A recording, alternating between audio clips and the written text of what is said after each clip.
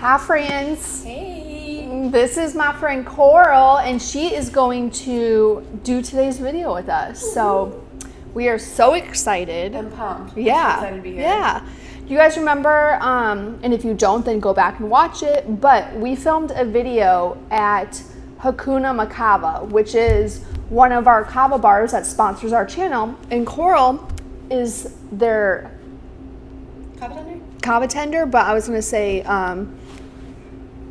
yeah, she's been there since, like, she was their first hire, and she's amazing.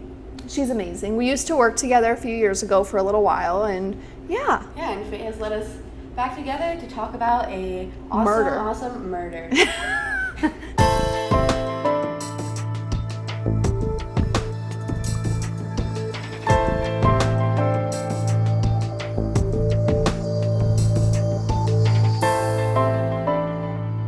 What are you guys talking about? Murder.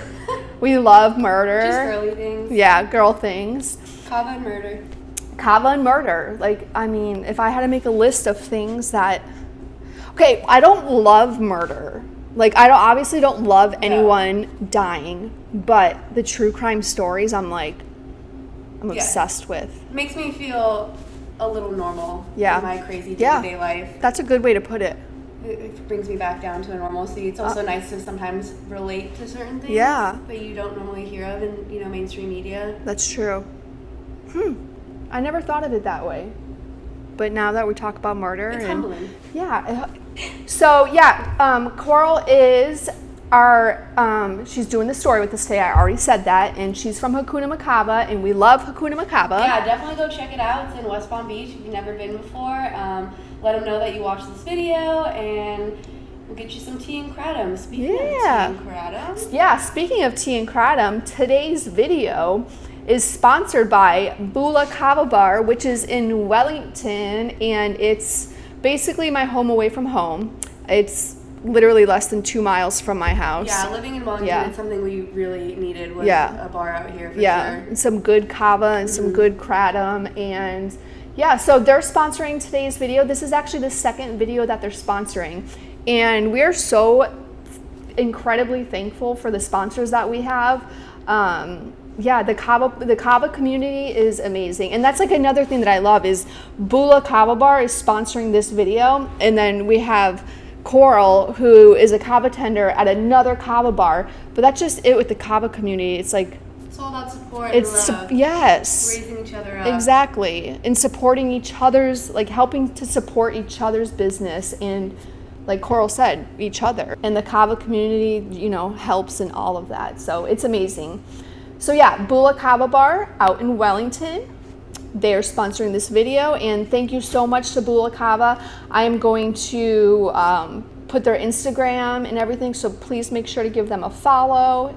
And if you're in the area, come check it out. It's a super awesome space. Kava tenders are amazing. Product is amazing. They have exotic snacks and vapes, a bunch of cool stuff. Yeah, you can get anything here. Literally. Yeah, anything. Get your vapes, get your kava, get your kratom. It's a one-stop shop. Yeah, meet some awesome people and just get lost in the space. We're about to get lost in the case. Yeah, that was a good one. That was a good one. She's a rhymer too. I'm on it today. Yeah. So today's case is definitely, I think, one we've all heard of, but also one that we can't get enough of because it's insane. And it's definitely it's for sure a crime of passion. And with that being said, we are going to let's just get right into it. Yeah, I've already talked too much. You have beauty, you have sex, you have Mormonism, you have drama, friend groups. It's a really interesting case for sure. And a lot of different opinions were formulated, I feel like, around it. And I think everyone has, you either love it, hate it, with it, against it. It's super interesting. Yeah. So do you want to tell them who we're doing? Yeah, so today we're doing the case of Jodi Arias and Travis Alexander. Yeah, it's a gnarly one. Yeah, very, very interesting case. Yeah, because like you said before, it has everything.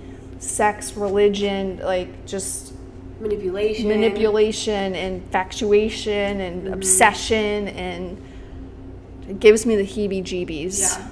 But yeah, so let's just get into it. We're going to talk a little bit, not deep dive too much, but talk a little bit about Jodi's early life and then Travis's early life, just a little bit. And then we are going to basically give you a timeline of how this all went down. Mm-hmm. So won't get lost, won't get confused. We're starting from the beginning. You'll hear it all. Yeah, because there's there's so much information with this case that it's a lot. So I think a good way to do it is just, or at least for me, was a timeline. No, I agree. I think that is best. Easier for everyone to follow along too, get the facts, get the knowledge in a chronological order, so it kind of makes sense in your head. Yes, exactly.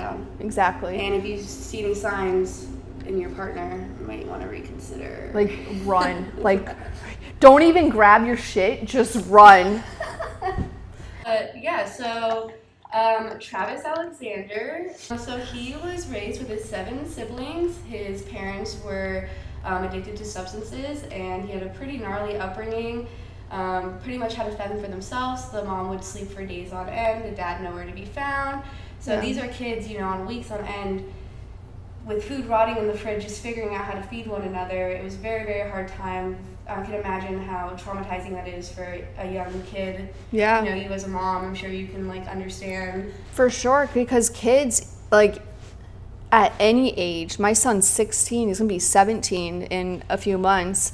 They crave that attention from a parent. And it's a vital part of their life where Absolutely. they're developing social skills, how to communicate their feelings and, to not have a healthy space to be raised in that, Exactly. So thank God Travis made the decision to take his 7 siblings and run away to his grandparents' house, his grandmother specifically. His grandmother ended up raising him and his siblings and gave him a kind of new lease on life, introducing religion, feeding them, educating them, putting clothes on their back. And I believe she was Christian. Yeah, they went to a Christian church, and through that he had found Mormonism. Yes.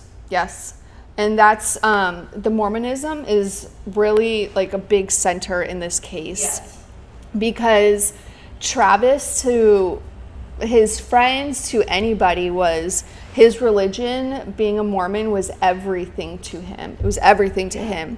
But behind closed doors, it was a different story. Yeah. Scandals everywhere. Yeah, I believe he was really close to this religion because it essentially saved his life and took him out of this horrible situation. So he felt like he owed a lot of himself in present day to the religion for helping him get there and give him a sense of community and family. Right. Which I think is something a lot of people long for, especially coming from a situation for sure. like that. Yeah, for sure.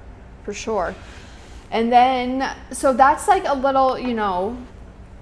little glimpse of Travis's upbringing for the most part. And then Jodi was born July 9th, 1980. And so Travis's birthday was July 28th, 1977. So he is just a couple years older than Jodi in this story. Now Jodi, she was born July 9th, 1980 in California. And she had a pretty basic normal, I would say, upbringing, Yeah, she was close with her brother, as her mom said, and she, ended up running away or leaving the house at 17 in a teenage rebellion, which, I can relate to. Right. Where I think teenage girls are probably the worst things on the planet. I have 3 younger brothers. I'm one of 4. I'm the oldest.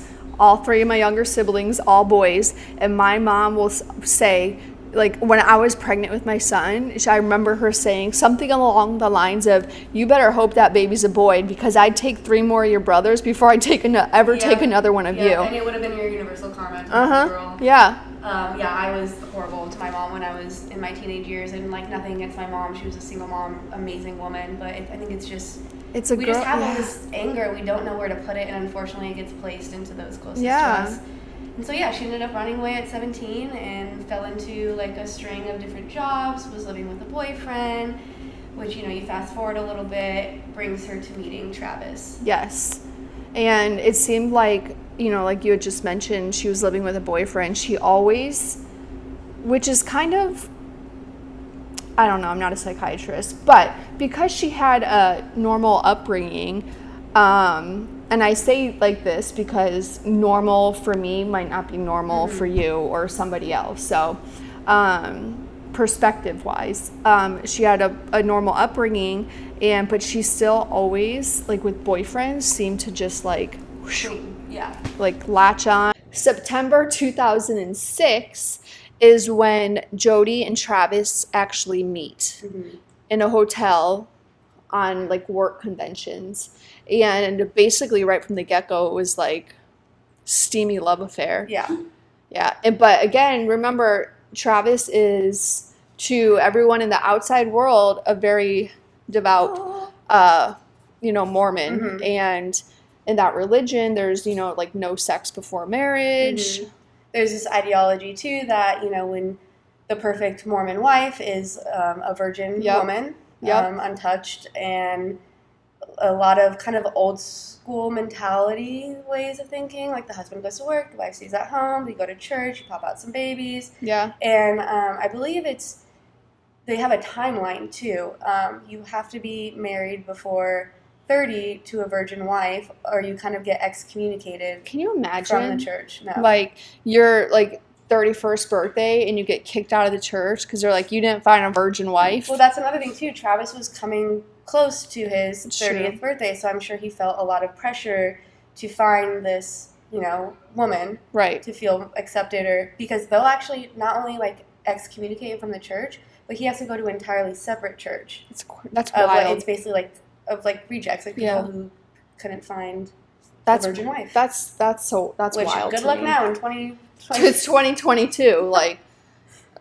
Both very attractive people. I've heard Travis describe himself as, a very eligible bachelor. He talks about in his journal seeing himself in what is that magazine spread? Yeah, like the world's most eligible bachelor. So he thought very highly of himself as well. Yeah. And she's obviously, gorgeous and knows it. Yeah, they're gorgeous people. Yeah, instant attraction and very, very sexual. I feel like that's all this relationship really was for Travis. Yes. It was all it was a sexual thing that he could do behind closed doors, and the church wouldn't find out. Exactly. And it probably felt good for him to get his yayas out with her and kind of fulfill those sexual desires that he'd been suppressing probably for a long time. And here's this girl that's willing to do anything and everything sexually. She pretty much instantly became obsessed with him. And he, in the back of his mind, and from things that, like you talked about, his journal and stuff, he pretty much knew right away that it was just a sex thing for him. It was never going to be, I'm going to marry you, I'm going to have kids with you. Well, it's like this. He would get rejected by his social group, by the church, by, everything. Yeah. So he definitely probably had this fear in the back of his mind, like, I'm getting into this with this woman, but nothing can really come of it. Right. And I don't think he ever really expressed that to her. No, he didn't, which that's completely unfair for hence her. The obsession. Yes. You know what I mean? Yeah. And I think more so on her end, it was an obsession of just somebody, not necessarily because he was Travis and his personality that got her. I think it was someone who gave her attention, who also fulfilled her sexual desires, where they were in constant communication. Yeah. She felt validated in the relationship. Yeah. But they are basically hooking up for a few days at this hotel, and then, it's obviously all behind closed doors, but then they part ways, and she goes home to California. He goes home to Mesa, Arizona, and they continue to still call each other and everything, because in court, you can find these on the internet, there was some steamy messages between them, dirty talk. Emails, photos, videos. Yes. I mean, because they were in a long-distance relationship, I think a lot of their stuff was, filmed or taken pictures of so that they could enjoy that being separated. A lot of phone sex, a lot of raunchy emails, which, I mean, if you've ever been in a long-distance relationship, you got to get it where you can. Right. Yeah. But Jodi starts to realize, though, pretty quickly that that's all it was ever going to be. Like, you know, because of his religion and everything. So 2 months after they meet, she moves to Arizona and converts and gets baptized, and she's now, in the Mormon church. And meanwhile, all this is happening, you know, I mean, it was a very short relationship. Yeah. I think it lasted the span of, 5 months? Yep. But throughout all of this is happening, Travis's friend group, who are very close to him, like, grew up with him, you know, saw how he struggled, saw how he found religion, are questioning Jodi's motives. They think, hey, I think something's up. And they were very vocal about that from the beginning. I want to say from the first month. Yeah. That they noticed some weirdness. They knew something was off about her. Mm-hmm. And they could see I think it was like more like they could see the obsession she had with him. Whereas because he was in it, he couldn't see it. Blindsided by love. Right. They were super, you know, affectionate out in public, always all over each other. And you know, some of his friends say that it made him a little uncomfortable because it almost felt super forced, or like she essentially was digging her claws into him as far as she could. There was actually, you know, one moment, for an example, where they were at Travis's house and he had friends over, and his friends pulled him aside upstairs in the bedroom to talk to him, to be like, something's off with her. Yeah, like something's up, something's off with her. And I mean, she wouldn't let him go anywhere without calling him. Like, she would show up where he was. Like, it's not like a normal, like, oh, you know, where's my boyfriend at? It's like weirdness. Yeah. And when they're in the room talking, one of the girls that's in Travis's friend group that's in the room talking to Travis at the time, she literally stops and goes, she's right outside the door right now. And sure enough, they go and open the door, and there's Jodi, like, listening in. And I heard that was a frequent thing. The friends would notice her following Travis when he would take a phone call. Yeah. Like, not really letting him out of her sight. I think in fear of him, you know, moving on and finding that Mormon woman that fulfilled, you know, marked the checklist of what he was supposed to be with at the time. Yeah. Absolutely. And I think that scared her. I think once she kind of caught wind of, like, you know, nothing's ever going to come of this, she's just thinking, what can I do? What can I do to get him? That just sent her into more of a rage. Yeah. And that's where she goes and she joins the Mormon church. Mm-hmm. She gets baptized. And Travis actually baptized her himself. There's a photo online of them in the church together. Yeah. Which, I mean, if you know anything about Mormonism, it's a pretty strict. Yeah, and you have to commit a lot of yourself to it. It's, you know, not like just going to church on Sunday. It's your morals, your values, your way of thinking, your way of living, your way of breathing, sleeping, eating. And that's like to date someone for 5 months and be like, oh, I'm going to change my entire religion to be with you. It's not unheard of, but it is strange. Yeah. Yeah, because she just did it so quick. I mean. And didn't really question it. No. Well, yeah, which is like, he never, I mean, you figure this is almost 3 months into just meeting someone, and they're already moving to your state, converting to your religion. Yeah. But I can definitely think, too, that her converting was, like, another kind of last-ditch effort of, like, oh, well, maybe if I change my religion, I know I'm not a virgin, but I'm still practicing the same religion as him. Yeah. Something super interesting, too. So, you know, Jodi was in California, and he was in Mesa, Arizona, long-distance relationship. His friend group was over at his house one day, and he got a string of emails. And it was a man saying that he, you know, knew about him and Jodi's relationship, was going to come after Jodi, knew where she lived, sent pictures of them together. Jeez. And Travis, to his friends, are like, this is really scary. She's really scared right now. You know, I think she needs to come out here where I can protect her and I can, you know, be with her. And his friend group are sitting there laughing, being like, she sent this to you. Yeah. They knew from the beginning. Like, that's her. Yeah.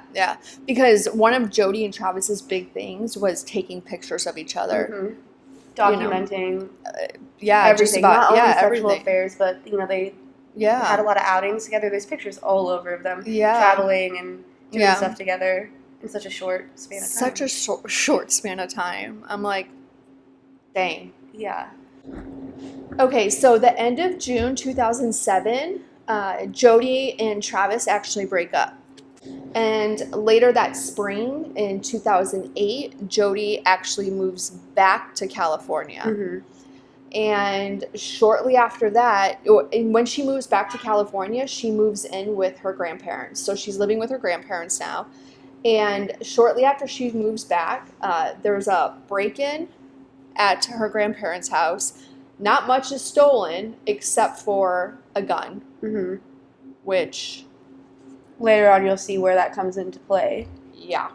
I think it's very odd for someone to break in and only steal a gun. I think that's a red flag goes off in my mind right there. For sure. A .25 caliber gun. And she's the only one living with them at the time, just went through a breakup. Yeah. It's crazy. So fast forward a little bit, they actually end up moving on and seeing other people. Yes. So Jodi in California begins to date a guy, and it's, normal relationship start up. And meanwhile, Travis is in Mesa, Arizona, dating a woman, I believe, by the name Mimi. Yes. Yeah, it was Mimi. And they both had vacations planned to where Jodi was going to be going on a vacation, so she says, really. And Travis had a vacation planned with Mimi to go to Mexico. Meanwhile, Travis and Jodi are still in contact throughout this entire time. They're still in contact. They're still randomly meeting up for sex, sending emails, phone calls. Yeah. I mean, online you can find some recordings of the phone calls. Yeah, so much of it. And it's definitely rated R for sure. Yeah, because they played all of it in court too. It's wild. His poor girlfriend at the time was sitting there listening to it all. I know. And I remember them cross-comparing their relationships and asking Mimi, going through conversations between Jodi and Travis, asking Mimi if Travis had ever spoken to her like that, if they had the same kind of sexual relationship that him and Jodi had. And it was very normal, very average, I mean, the things that he would say are dirty. So in the court video, it's him literally, the prosecutor asking Mimi, has Travis ever, called you his little sex kitten and wanted to tie you up? In the meantime, she's just shaking her head no the whole time. Yeah. I think that's where, it goes to show that for Travis, Jodi it was just sex. It was never going to be anything else. But with Mimi, he could see a future. Exactly. Yeah. This was someone that his church would accept, his friends would accept. Right. Could see more of a prosperous future with. So they were both planning trips with their significant others, meanwhile still remaining in contact with each other. I don't know exactly where they were going, but just for the sake of it, they were both going somewhere with their significant others. Yeah, Travis and Mimi were going to Mexico. Oh, right, because Travis had invited Jodi originally on this trip. He had originally invited Jodi, and then pretty close to last minute was like, no, never mind. Going with my new girl. I'm taking Mimi. So, which, I mean, yeah. I mean, even I want to say normal person, because what she did was so crazy. I don't think she's in a level of normalcy. Anyone would be outraged by that, a little Yeah, I mean, you're invited one day, and the next day it's like, hey, just kidding. Sorry about that. Never mind. I'm going to go with another girl, but we're still going to have phone sex later, right? Yeah. What is that? Jeez. So it makes me sympathize for Jodi a little bit. It does, yeah. I hate saying that, but it does a little bit. So yeah, this is all leading up to the night we're getting into here. So Travis and Mimi were actually supposed to be leaving June 5th, 2008. Well, June 4th, 2008, Travis is at home, and next thing you know, Jodi's at the door. Well, they end up having sex. I think it was a last-ditch effort on her end. Very okay, I understand we're going separate ways. Obviously, him taking another woman was kind of the nail in the coffin of, this may be over besides the sexual relationship. So she probably went over there to have one last hoorah. So that I'm sure that's how she got into his home, by kind of petitioning herself as, hey, let's spend one last night together. Yeah. I understand you're going your way, I'm going my way. Let's have our crazy, wild sex one more night. Take pictures of each other still. And which he requested. Yes. He was the one who wanted her to take photos. Yeah, he was a little freaky boy behind closed doors. Which, literally, that actually ended up saving this case and it becoming to a resolution so quickly, was them finding this camera that was used throughout this incident. Yeah. Because, you know, they, like we've said, they have sex, and then next thing you know, they're in the shower together. Mm-hmm. Travis asks Jodi to take pictures of him, like you had just mentioned, and she's taking pictures of him, and next thing you know, she's stabbing him 27 times. She stabbed him 27 times. I watched an interview with like a forensic scientist. Mm-hmm. This was like a few months back. And they said the force it takes to stab someone, even just like 1 or 2 times, it takes a lot. Mm-hmm. But to do it 27 times. Yeah. She was spiraling probably mentally and emotionally, like, and I mean, to stab someone once is horrific, but to stab someone that amount of times, that amount of blood, like, that is not murder, that's massacre. Yeah. And on top of that, slit his throat, ear to ear. Yep. Execution style. And to where they said his head was like barely even attached still. Are you kidding? Mind blowing. Yeah. And it was wild. If that didn't already kill him enough, the 27 stab wounds and the slit throat, she decided to pull out said gun. The one that was stolen from her grandparents' house. And shoot him not in the heart, not in the chest, in the forehead, between the eyes. Yep. So she's over him, looking at him doing this. You know what I mean? Yeah. And she apparently just couldn't let go. And if she couldn't have him, nobody was going to have him. Mm-hmm. And that's, you know. Yeah. The intention of her going to the house in the first place was to hopefully run into his girlfriend, Mimi, and murder her. That was the intention behind it. But unfortunately, she wasn't there. And even more unfortunate, Travis was there, yeah. And welcomed her in the home. And yeah. There was times before Jodi kills Travis where Jodi would just show up at his house. There was one time, like, she crawled through the doggy door. Yep. Showing up at places where he was eating with friends or taking meetings. Yeah, and, like, there was times where he woke up in the morning, he'd go downstairs, and there's Jodi sleeping on his couch, and then desperate. Yeah, and then all this, you know, obviously leading up to him being murdered. And then his body is still in the shower, and she, like, half-ass attempts, like, she like turns the water on in the shower, like, to clean up, but I think she threw some stuff in the washer as well, or the dryer. I don't remember which one specifically. The washing machine. Yeah. It's like some sheets and maybe some towels from the bathroom. I know the bath rugs were in there as well. Yeah. And the camera was also in the washing machine. Yeah, she threw the camera in there. So all that's in there, and she just takes off and leaves and goes back on her road trip. So she was calculated because leading up to this, during her road trip, she stopped at a gas station and filled up 2 gas canisters so she wouldn't have to stop periodically and they wouldn't be able to trace her. So she had a clean alibi. Yeah. So this was thought out. This was planned. Yeah, she had, Coral just said the gas containers that she filled up in California and then went and did her road trip because she knew eventually, obviously, like, she knew what she was going to do. And then she knew the cops would eventually come and question her. So she would be able to say, I wasn't even in the state. Like, and they wouldn't have any video or photo evidence credit of card her transactions, any phone filling pings, up or anything. Yeah. It's so insane. she thought about it. She for sure thought about it. So Jodi she leaves, and throughout this time, Travis's body is sitting in the shower for days. And, you know, his friends, as I keep mentioning, they were very close-knit group of friends, so they think something's up. They obviously haven't heard from him. He was supposed to go on this trip. You know, they contact Mimi. Mimi hasn't heard from him. Side note real quick, Travis has roommates too.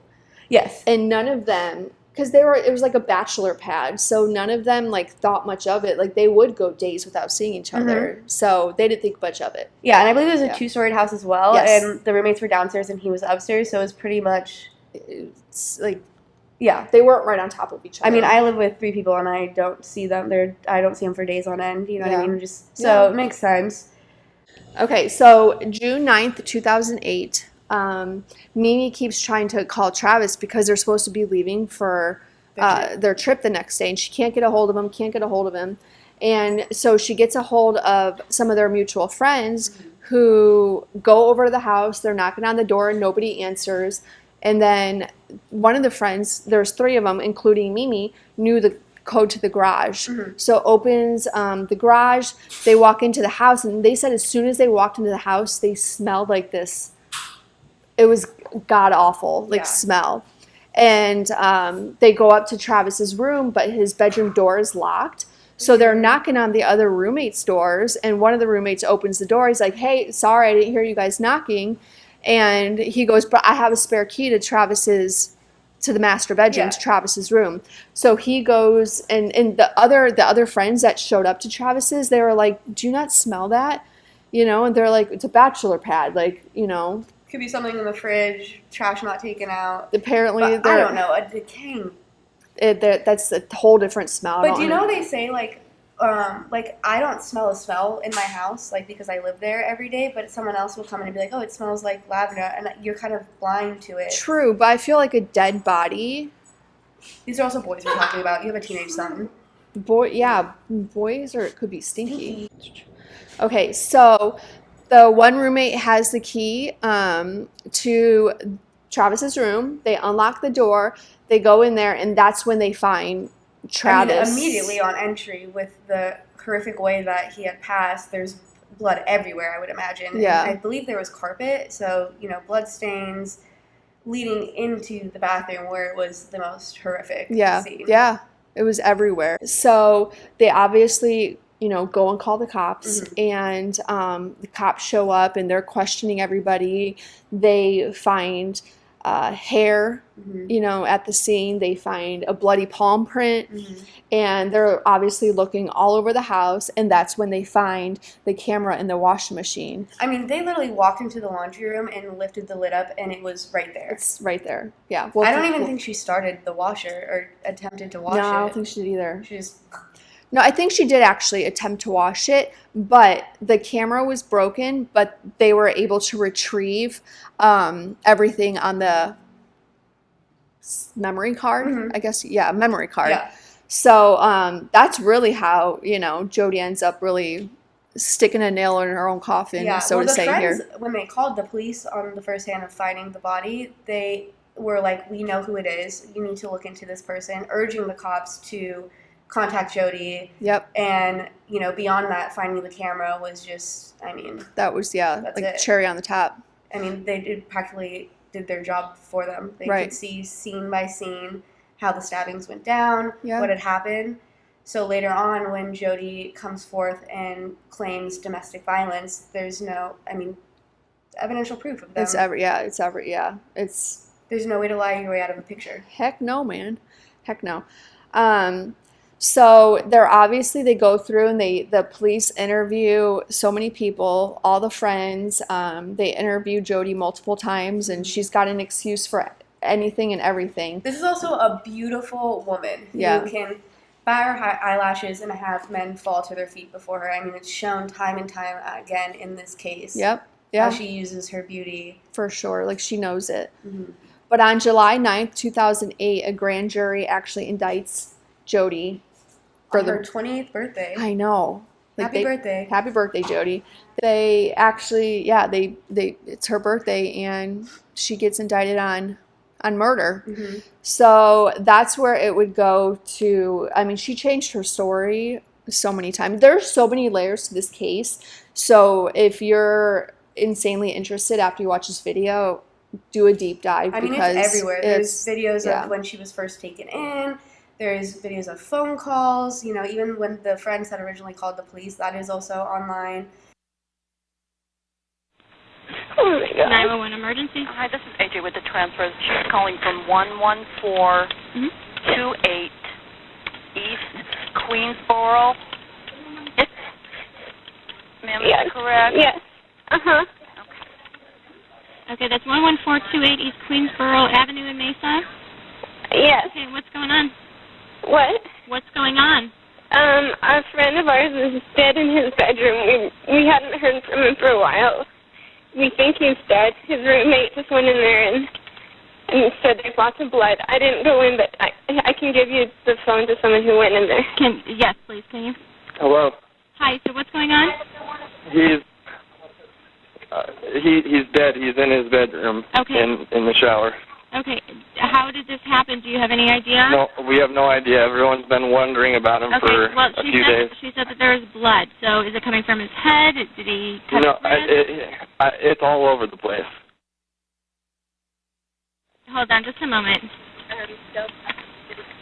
Okay. You're a good friend of Travis's, correct? Yes, I am. Okay. Yeah. Has he been depressed at all? Thinking about committing suicide? Anything like that? I don't think he's been thinking he committed suicide. He's been really depressed because he broke up with this girl, and he was all upset about that. But I don't think he would actually kill himself over that. Has he been threatened by anyone recently? Yes, he has. Okay. He has an ex-girlfriend that's been bothering him and following him and slashing tires and things like that. And do you know the ex-girlfriend's name? Do you remember? Yeah. What's his ex-girlfriend's name? Ask Taylor. And do you know if he's ever reported it to the police? Her name is Jodi. I don't know if he's ever reported. Hold on. Yeah. Ask Taylor if he's ever reported Jodi to the police, like if Travis did.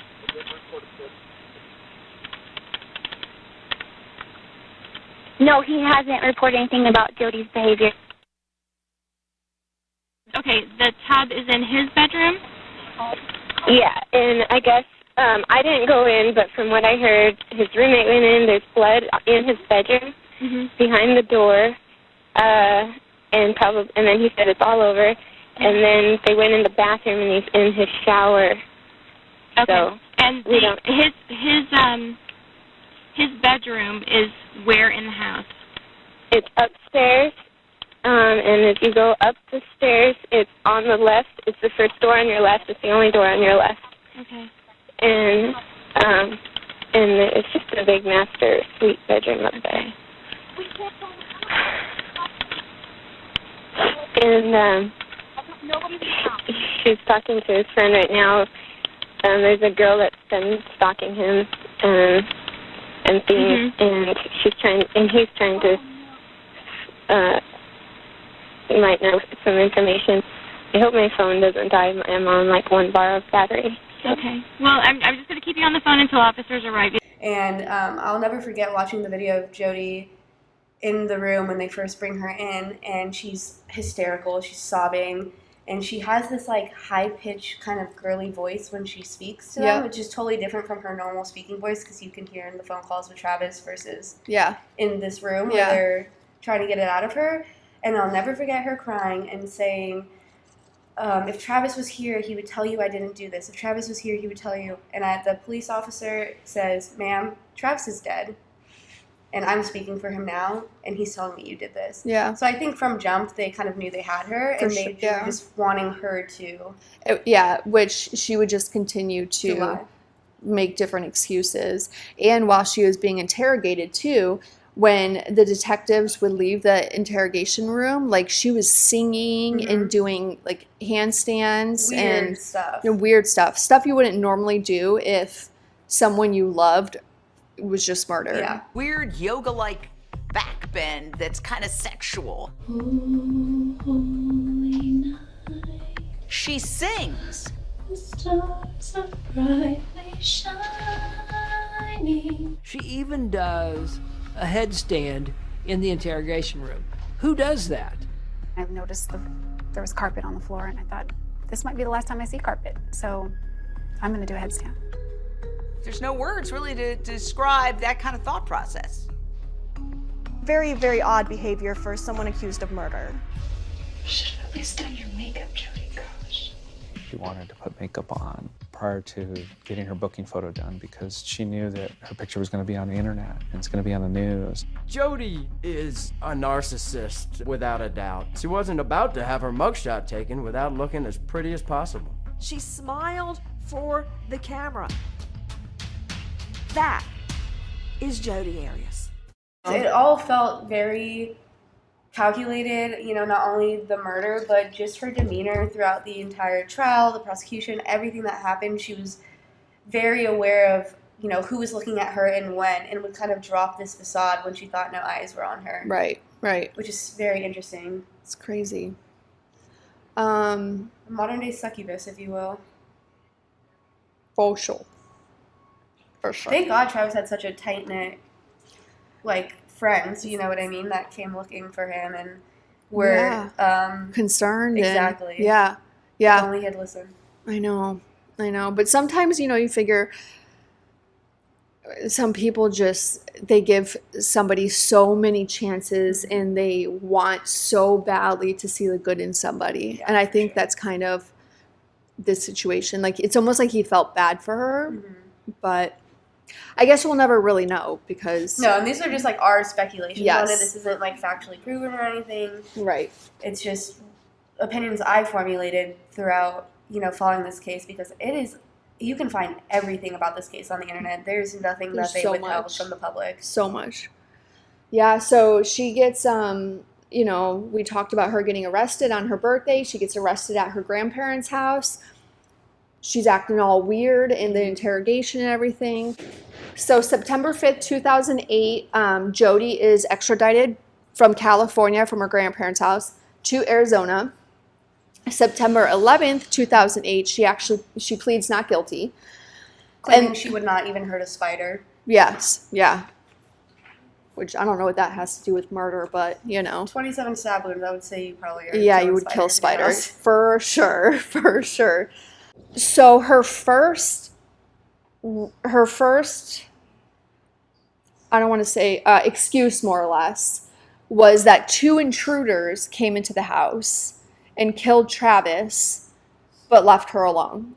But why would you not call? Exactly.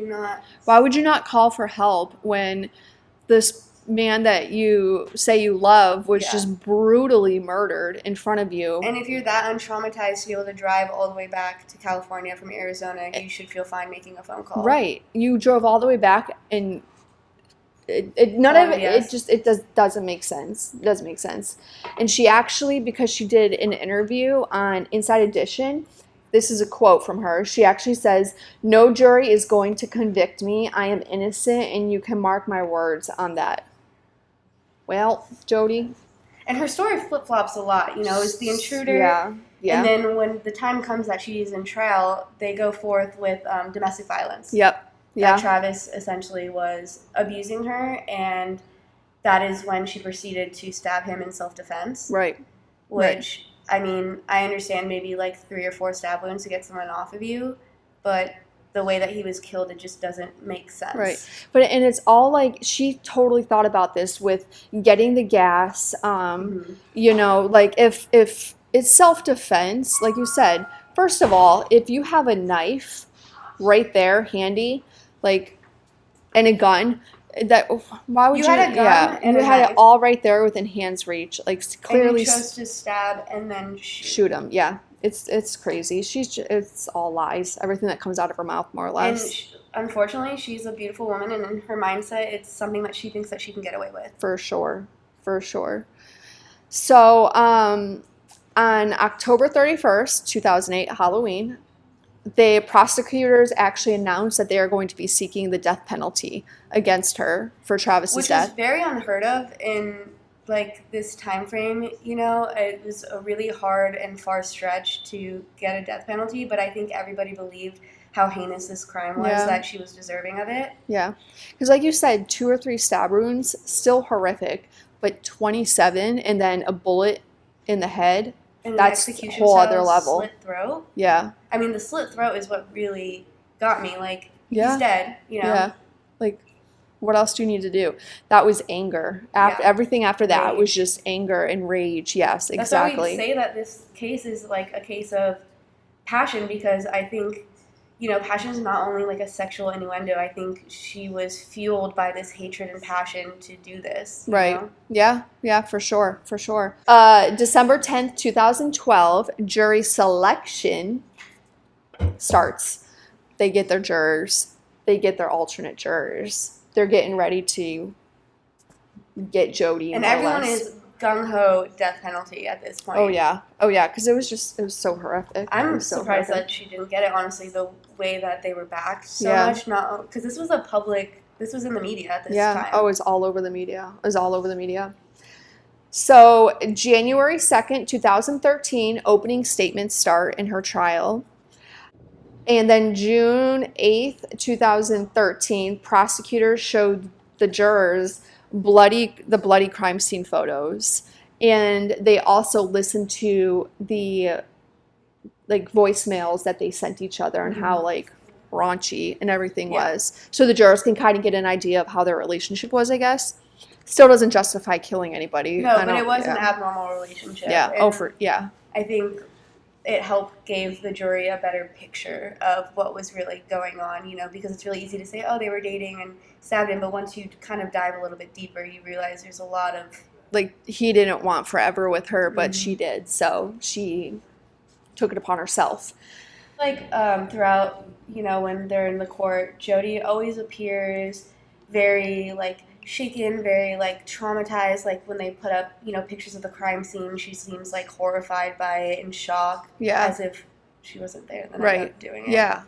Like, that's how you know. Her cards. Yeah, that's how you know she's got there's so many different faces to Jodi Arias. Like, she can switch it up real good and real quick. She can give you what you need in that moment. Yeah. You know what I mean? Yeah, Which she proves time and time again throughout this. Yep.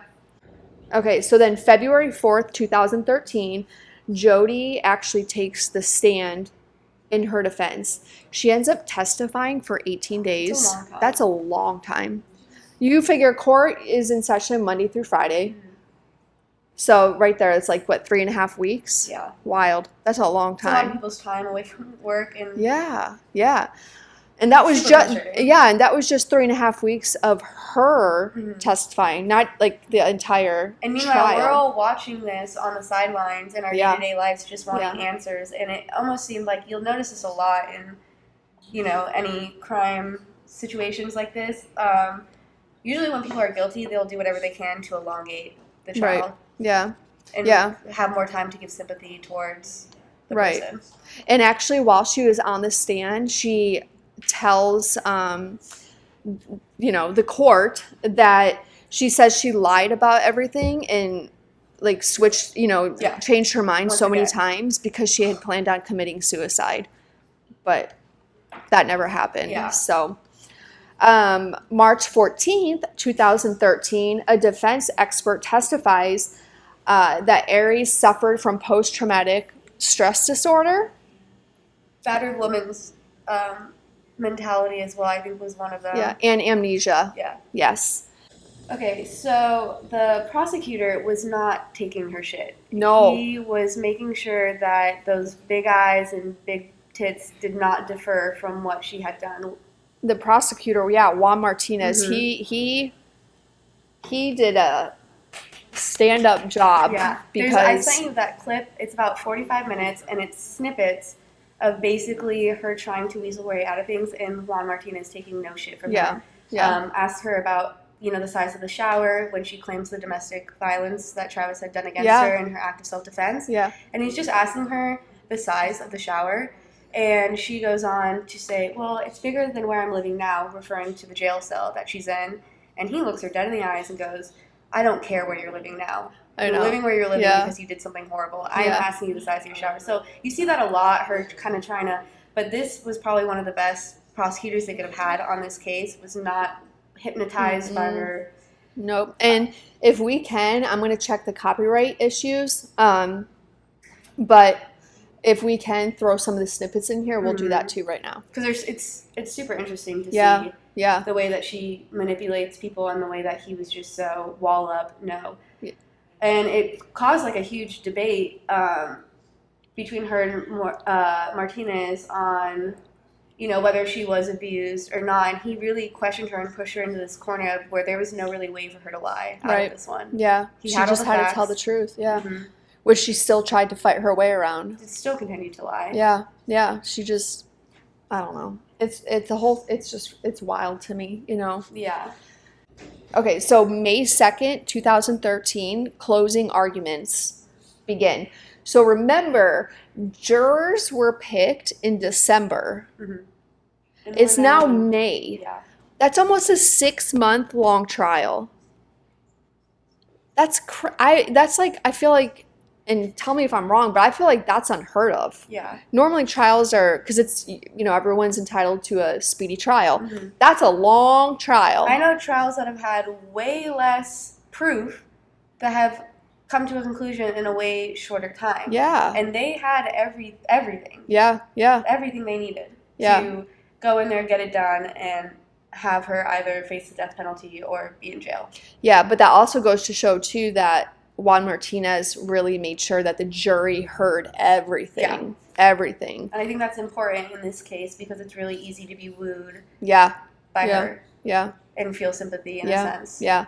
And we'll throw up pictures of Jodi while she was in court I'll do a side-by-side of Jodi while she was dating Travis and then court Jodi. Two very different people. Oh man, she cut her bangs real short and got these glasses and dyed her hair dark. She was blonde, and most of the pictures you see of her before trial, she's low-cut shirts, shorts, makeup. Then she turned into a schoolgirl. Literally, she looked like my second grade teacher in trial, which they definitely judged that up. Her lawyers for sure, yeah. Or I'm sure she had even a part in it. Yeah, absolutely. Okay, so May 3rd, 2013, closing arguments are done, and the jury goes off to deliberate and figure out what they're going to do here. It was a pretty short deliberation, it was right? 5 days. Yeah. 5 days. Yeah, 5 days. And they come back with a guilty verdict, Unfortunately, no death penalty. No death penalty. She's got life in prison. But, so Jodi, she's in prison for the rest of her life.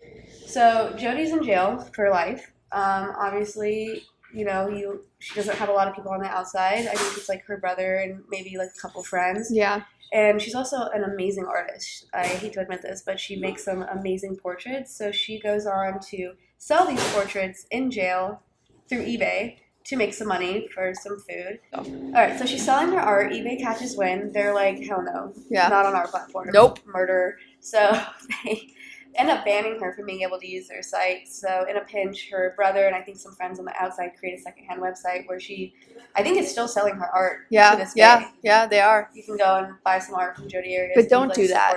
No. A horrible person. Yeah, don't support her. I'm not saying go do it. I'm just saying it's out there. You can. It's an option. Yeah, and so I also watched an interview on her cellmate. And her cellmate was, I think, they were together for about 5 months. She describes Jodi as very manipulative, a womanizer, if you will. And actually, Jodi is tattooing inmates as well as a second form of income to have flowing in throughout this jail process. And the way that she's able to keep these tattoo equipment, I mean, it shows it in the interview. It's like a pen with a little needle, and they use lead. And this poor cellmate has tattoos by Jodi all over her arm, even Jodi's name on her ankle, and she now lives with that for the rest of her life. Jeez. Super interesting. She goes on to say that one night Jodi was dropped to her knees, began crying, and admitted to everything. No rewind, no half-ass story, no this or that, full truth. It was eventually going to come out. Exactly. It all eventually comes out. Exactly. Yeah. And she was able to keep this stuff and, do this super illegal things in this jail because she would, I don't know for a fact if she would do sexual favors for the guards. That's where my mind would go. But I'm sure she would flip her hair and bat her eyelashes and be able to get away with it. Yeah. So I'm so happy that it panned out the way that it did. And Travis's family ended up getting closure and answers that I feel like they really deserve. Yeah, for sure. Yeah. It's a very heavy case. It is. That was a tough one. But that's the story of Jodi Arias and most importantly Travis Alexander's story. So, yeah, that was fun. I'm so happy we did this together. That was so fun. Yeah, with Nicole back there. Good energy, good vibes. Even though we're talking about something so yeah, just like Mario. Luigi. So I'm going to put our Instagram down here. Please make sure to follow our Instagram. And, if you liked this video, please give it a thumbs up. Leave a comment. Yeah, share it. Send it to your friends. Like, comment. Yeah. Make sure you give a follow. I mean, I've gone through and watched every single one of their videos on this site, and it's amazing. Oh, thank you. I appreciate it. Appreciate it so much. So yeah, thank you guys so much for watching this video. Thank you to Bula Kava Bar for sponsoring this video. Thank you to Akuna for, you know, letting me have Coral. You can have me whenever. Kidnapped her. No, I did not. Maybe we can do this again. For sure. And then we'll bring Nicole. It'll be like a whole, yeah, you know, intertwined of Kava Bars. Oh, yeah. I don't know. I love that. I love the support in this community. Yes. I think it's so important. It is. It very much is. So, yeah. Anyways, thank you. I had so much fun with you. Let's bula again. All right. Bula. All right. Thank you, guys. And we'll see you next time. Bye, friends. Don't forget to like and subscribe. What Coral said. Period. Bye, guys. Period. Yeah, there just happens to be the other day talking about it. Yeah, and there just happens to be a camera on a bright ass light. Are you okay? So this is like the trial set. You got it, girl. You got it. Imagine the glass just like shattered. I'll be like, oh shit. All right. Anyway. I love how I didn't even pick up on it like you had to tell me. But that was really good. I'm funny. Yeah, we get nitty gritty. Nitty gritty. The nitty gritty. Oh my god, yeah. She fucked some shit up. Just like you forgetting to fucking. That's what I'm here for. How do you? She's calculated. No, Jodi.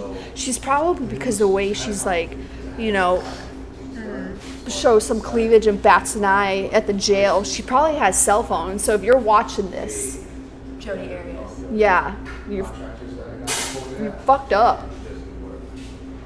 I mean, I love that I'll sit there and like watch true crime and be like it'll be on the TV, it'll be like, and she left a hair behind, and that's how they got her, and I'll be like, fucking idiot. Meanwhile, I'm over like, I could get away with murder.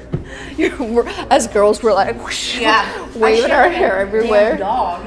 Oh, and you take the body and either throw a wood chipper and then feed those parts to a pig, because pigs will eat anything.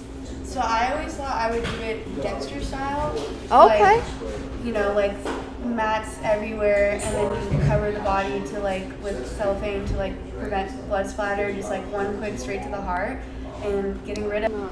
I'm a survivor. I'm a survivor. I'm not gonna get.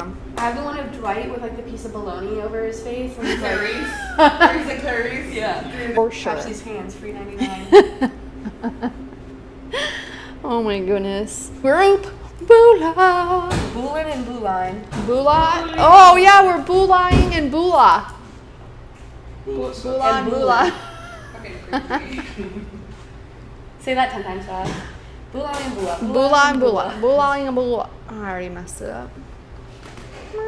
You know when people like warm up before they like go on stage or like sing or anything? I'm like big booty bitches. Big booty bitches. Booty. Me.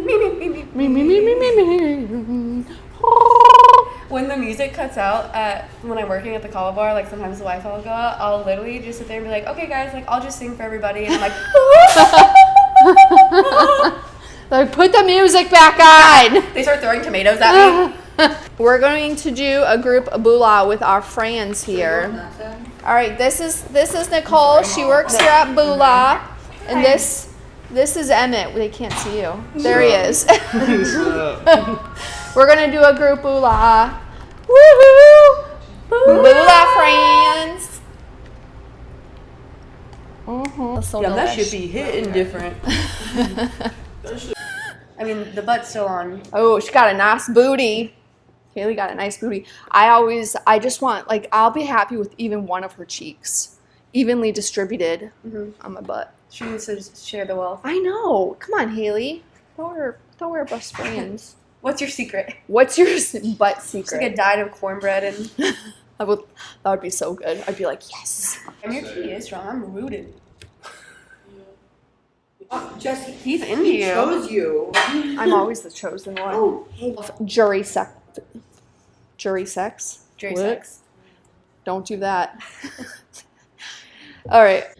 You cannot bat your eyes and get out of murder. No, you cannot do that. That's here real quick. Oh shit! Oh shit! Oh, with the cat-like reflexes.